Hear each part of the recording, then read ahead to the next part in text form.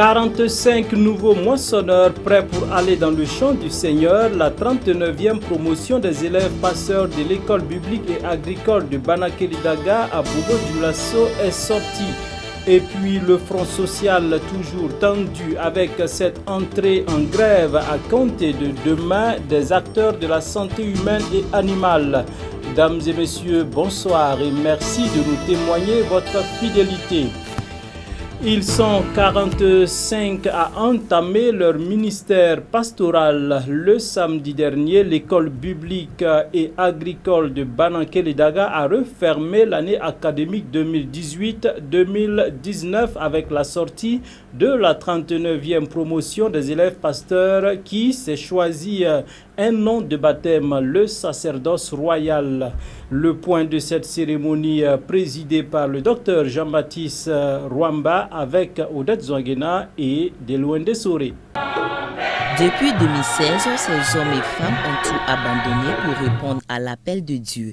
Aujourd'hui, après 3 années d'études, de Dieu l'arbeur et de consécration, ils sont en somme 45 à recevoir enfin leur parchemin de fin de formation de l'école de formation biblique et agricole de Banaké-Lidaga en présence de frères et sœurs venus des différentes provinces du Burkina Faso.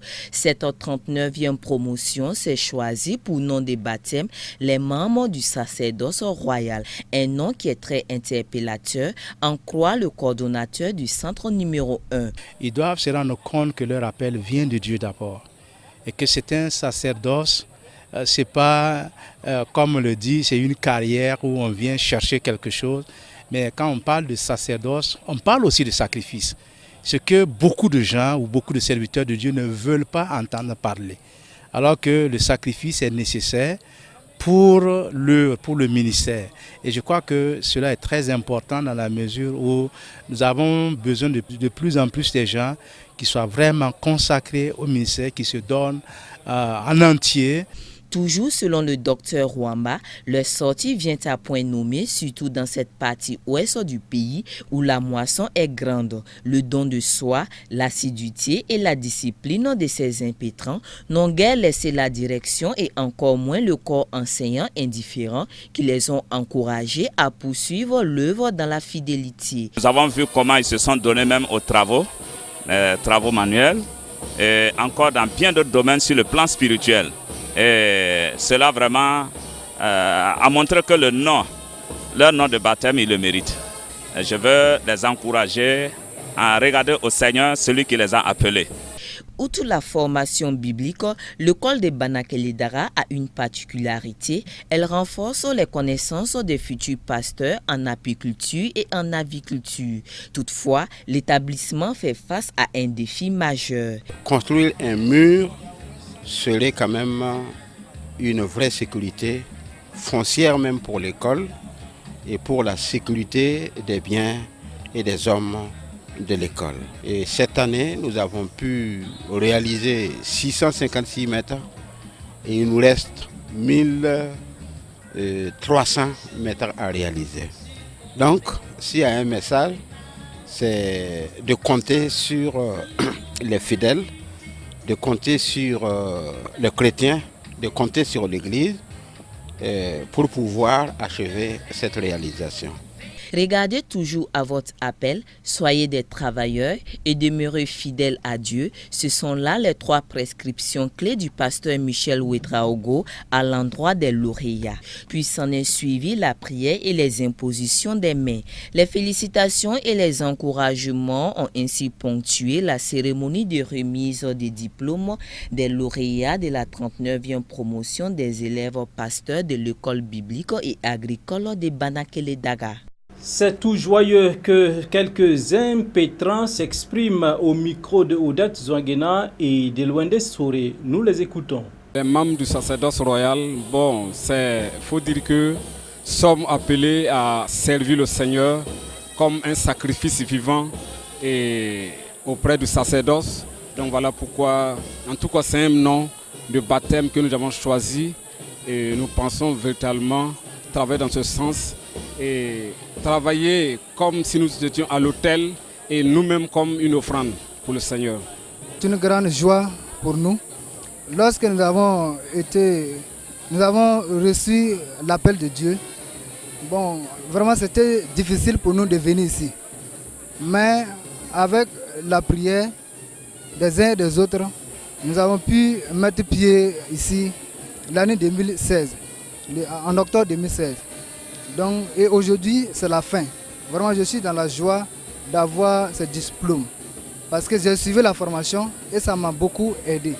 J'ai bien compris beaucoup de choses que quand nous étions là-bas.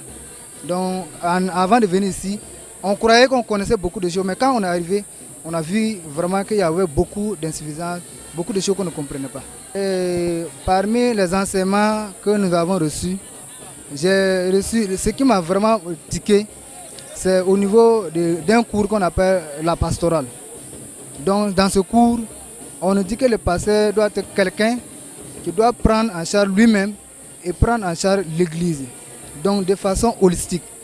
Donc vraiment ce cours m'a beaucoup aidé et j'ai compris le sens d'être là ici. Ces conseils, j'aimerais par la grâce de Dieu mettre en pratique ces conseils et me lever pour travailler, d'arrache-pied, vraiment pour œuvrer pour Dieu et pour que son seul nom soit élevé dans nos vies. J'aimerais vraiment parler de Dieu et faire son ministère. Ce qui m'a motivé à suivre, parce que je suis pour l'ordre.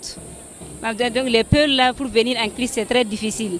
Mais avec Dieu, Dieu nous a permis que je suis venue ici. Donc je veux tout faire pour envoyer mes frères et mes soeurs aussi en Christ. Je m'engage vraiment à me donner corps et âme pour sauver les esprits, les âmes, comme le Seigneur nous a donné ce tort dans Matthieu 28, le verset 19 à 20. Il nous a dit d'aller dans toutes les nations et annoncer la bonne nouvelle à toutes les nations.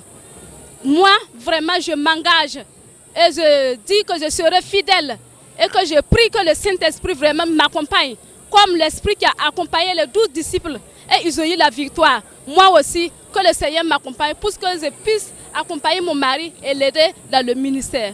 Nous l'annoncions en titre, le syndicat des travailleurs de la santé humaine et animale SINCHA a animé une conférence de presse ce lundi pour dénoncer le manque de volonté du gouvernement à mettre en œuvre le protocole d'accord signé entre les deux parties le 13 mai 2017. Ainsi, le SINCHA maintient son mot d'ordre de grève du 21 au 25 mai prochain. Les précisions avec le secrétaire général du SINCHA, Pissamba Ouedraogo, au micro de Delphine Banissi et Jonas Tondé. Le constat majeur qui se dégage de l'attitude du gouvernement, c'est le mépris sans précédent qu'il affiche non seulement à l'égard de ses propres engagements, mais également vis-à-vis des travailleurs à travers le SINCHA. Face à un tel mépris, qui exprime on ne peut plus clairement la démission du gouvernement par rapport au problème des services de santé de l'élevage posé dans sa plateforme revendicative. Le SINCHA maintient son mot d'ordre de grève du 21 au 25 mai 2019 et du boycott des gardes de permanence du 25 mai au 3 juin pour exiger sa satisfaction et pour plus de respect pour les travailleurs de la santé humaine et animale et leur syndicat, le SINCHA, qui du reste ont assez patienté. Le SINCHA dénonce avec force ce mépris et cette démission du gouvernement à l'égard de la santé des populations et le tient entièrement responsable des conséquences du blocage actuel du traitement de nos justes revendications. Il prend l'opinion à témoin et l'informe du refus manifeste des autorités d'ouvrir un dialogue sincère et constructif avec le SINCHA sur la situation chaotique des formations sanitaires et des services de l'élevage du pays. Une réserve de 250 millions de barils de pétrole découverte en Angola, soit une production de 10 barils par jour attendue. De quoi relancer la production pétrolière angolaise et partant toute son économie. Après le Mozambique, où la compagnie pétrolière italienne Eni a frappé un grand coup avec d'importantes découvertes de gaz en 2017, Voici le tour de l'Angola avec la découverte de 250 millions de barils de pétrole en haute mer. La production est estimée à 10 000 barils de pétrole par jour d'après un communiqué d'Eni. C'est la 4e plus grande découverte commerciale depuis qu'Eni a relancé sa campagne d'exploration mi-2018 en Angola, fait remarquer par ailleurs la compagnie italienne qui travaille aussi de concert avec Sonangol. Cette découverte peut être vue comme le premier résultat du nouveau cadre juridique encadrant l'exploration pétrolière en Angola.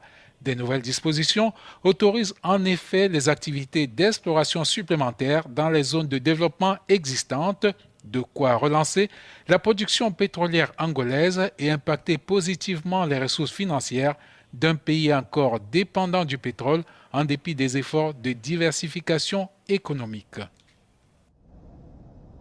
La guerre économique entre les États-Unis et la Chine ne tarde pas à produire ses effets.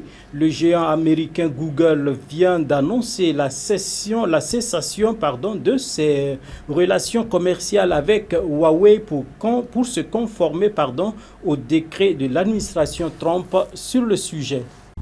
C'est un énorme coup dur pour Huawei. Google a confirmé ce lundi l'arrêt de ses relations commerciales avec le fabricant chinois de smartphones. Cette décision fait suite à un décret de l'administration Trump qui interdit aux sociétés américaines de collaborer avec des entreprises jugées à risque. Concrètement, les prochains téléphones Huawei ne pourront plus accéder aux mises à jour du système mobile Android et n'auront plus accès aux applications de Google, comme Gmail, Maps ou Chrome. Ces changements ne concerneront toutefois pas les téléphones déjà existants, comme l'a confirmé Android dans un tweet. La décision du géant américain pourrait impacter de nombreuses entreprises, y compris européennes. Selon le journal Nikkei Asian Review, la firme allemande Infineon aurait décidé de suspendre ses livraisons à Huawei. Le fabricant allemand de puces électroniques Infineon est très présent aux États-Unis. Et nous savons maintenant que Washington a appelé au boycott des équipements du chinois Huawei. Plutôt que de voir les affaires d'Infineon souffrir, l'entreprise est prête à mettre Huawei sur liste noire. En Chine, Huawei a développé son propre système d'exploitation car les services et applications de Google ne sont plus accessibles aux utilisateurs depuis 2010. Mais la décision de la firme américaine pourrait impacter sérieusement les ventes du géant chinois à l'international. C'est tout pour ce soir, dames et messieurs. Toute l'équipe se joint à moi pour vous souhaiter une excellente soirée en compagnie des programmes de la télévision de la famille. On se donne rendez-vous demain pour d'autres actualités. Bonsoir chez vous.